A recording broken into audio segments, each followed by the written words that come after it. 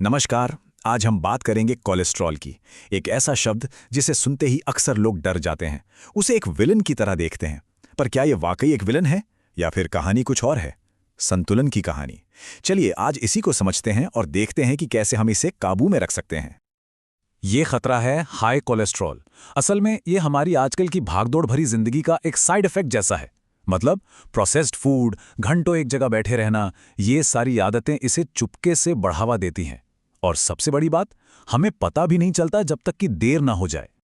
इसीलिए इसे खामोश दुश्मन कहना गलत नहीं होगा, क्योंकि इसकी कोई चेतावनी नहीं होती, कोई शुरुआती निशानियां नहीं।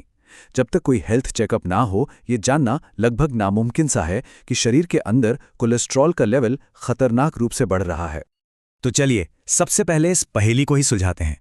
आखिर ये कोलेस्ट्रॉल है क्या चीज, और क्यों डॉक्टर हमेशा अच्छे और बुरे कोलेस्ट्रॉल की बात करते हैं?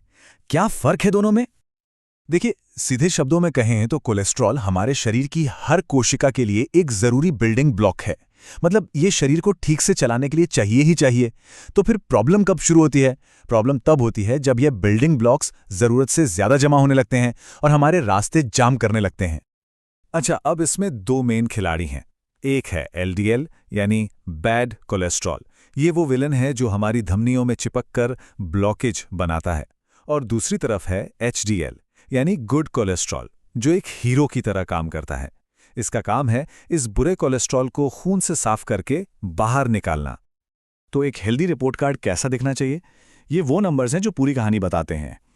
एक अच्छी लिपिड प्रोफाइल के लिए टोटल कोलेस्ट्रॉल 200 से नीचे होना चाहिए, विलन यानी एलडीएल 70 से भी कम, और हीरो यानी एचडीएल कुल कोलेस्ट्रॉल का कम से कम 25% से ज्यादा होना चाहिए।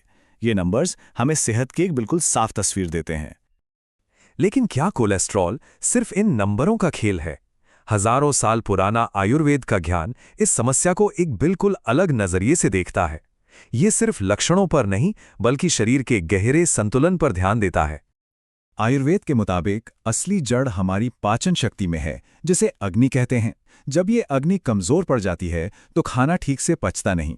इससे शरीर में आम यानी जहरीले पदार्थ जमा होने लगते हैं, और यही आम हमारे फैट टिश्यूज यानी मेद धातु का बैलेंस बिगाड़ देता है, जिससे कोलेस्ट्रॉल बढ़ने लगता है। और यहीं पर प्रकृति हमारी मदद के लिए आगे आती है।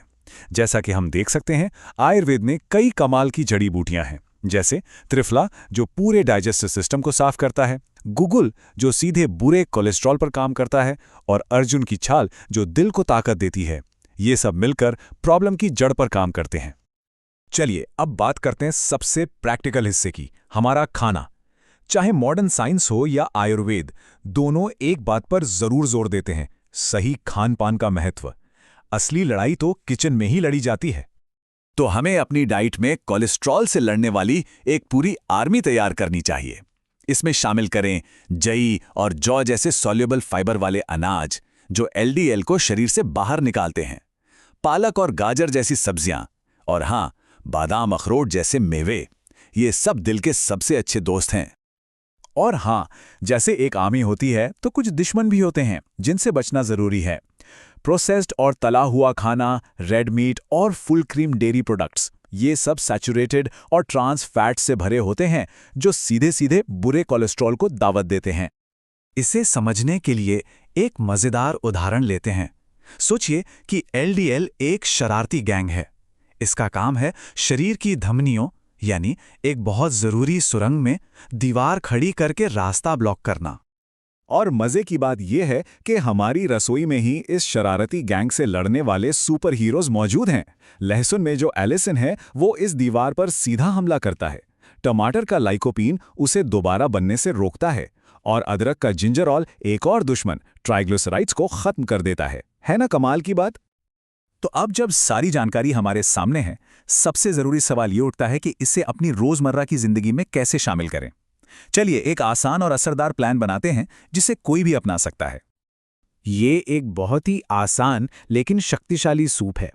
बस एक टमाटर, लहसुन की कुछ कलियां और थोड़ा सा अदरक। इसका पेस्ट बनाकर पानी में उबाल लीजिए। जब ये थोड़ा ठंडा हो जाए तो इसमें नींबू का रस और एक चुटकी दालचीनी मिला दें। बस तैयार है। इस सूप का सबसे ज्यादा फायदा उठाने के लिए इसे रोजाना एक बार खाली पेट लेना सबसे अच्छा है। ये शरीर के सिस्टम को अंदर से साफ करने और मेटाबॉलिज्म को जगाने का एक बहुत ही शानदार तरीका है।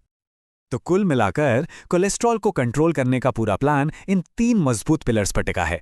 पहला सचेत भोजन यानी सोच समझकर खाना, दूसरा एक्टिव लाइफस्टाइल जिसमें थोड़ी कसरत और योग शामिल हो, और तीसरा आयुर्वेद जैसे तरीकों का सहारा जो शरीर को अंदर से संतुलित करते हैं। अंत में बस इस बात पर जरूर सोचिएगा कि आज अपनी रसोई में किया गया एक छोटा सा बदलाव, जैसे कि वो सूप बनाना ही सही, भविष्य में सेहत के लिए कितना बड़ा और पॉजिटिव कदम साबित हो सकता है। यहीं से एक स्वस्थ जीवन की शुरुआत होती है।